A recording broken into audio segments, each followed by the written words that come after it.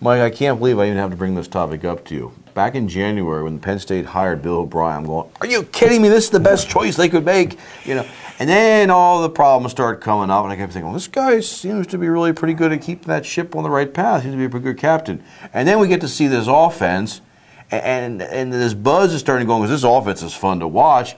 And I was at my Lions Club meeting, and somebody that's a high-up alumni there, won't mention names, he's now worried about Bill O'Brien leaving. And I get on a website, and there's fans in there worrying about, we're going to make sure we put Bill O'Brien's kids in the best school. We need to make sure.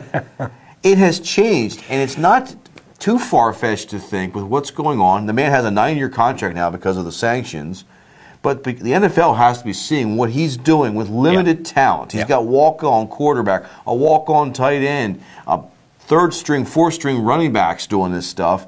The NFL's got to be taking notice and saying, phone call here, Bill O'Brien. How worried should Penn State fans be that Bill O'Brien may have an opportunity to leave? I don't think there's any question that it is perfectly reasonable to think that the NFL is going to be calling Bill O'Brien. A lot of former Bill Belichick assistants have gotten hired for head coaching jobs. None of them have really been all that successful until this guy. And let's just bear in mind now, 7 games. There's 7 games into his career. He's got a great senior class that is totally committed, and you may not always have that.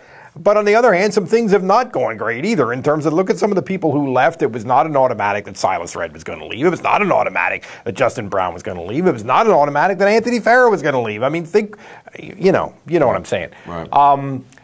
It's not hard to envision a scenario where Jeffrey Lurie will be on the phone to Bill O'Brien at the end of this football season. That's just for example. I don't know. I've been around this guy enough now, and I'm very, very impressed with him. But I don't know how he feels in here about that, about whether ultimately he wants to be a head coach. It's hard for me to believe that he would move his family and have all these assistant coaches move with him, for him, to not to New York, to Center County, Pennsylvania, right, and then bail after 1 year. It's hard for me to believe that he would do that, but I've been fooled by this kind of stuff before, and you know how the coaching profession works, and an NFL opportunity comes, I don't know. And that's the other worry I have is this coaching staff. I think, yes, they came with him, but there are some fantastic coaches. You look at what's happening to wide receiver. You lose your top guy in Justin Brown. Other guys graduated, and yet Allen Robinson is going to be he's going to be in the NFL next year because of what they're doing with him. They got a great coach there. Quarterback, what they've done with McGloin. Oh, yeah. Your offensive line. You go through these coaches.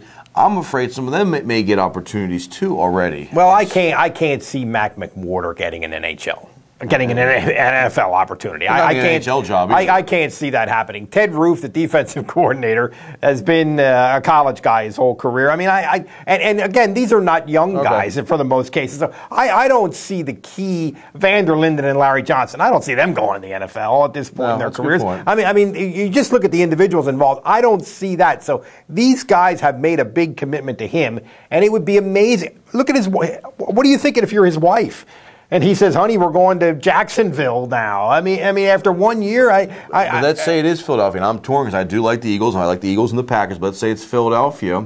I'm torn because I'm a Penn State graduate. He's been great there, but boy, that offense in Philadelphia, Brett Selleck, another tight end there, he would do some interesting things using anyhow, I look at this and say, maybe Philadelphia has a great program for his one son that does have health issues. The extra, how many millions would they throw his way?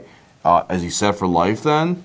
So, sure. I know exactly what you're saying. Here's another thing. I wonder if he has talked to Belichick about, Bill, when are you going to retire? When are you going to think about setting down? I think the New England Patriots head coaching job would be a different animal in here for Bill O'Brien. Who knows? It's hard for me to believe he would leave after 1 year, but God knows the coaching profession, I would not bet any significant amount of money on it.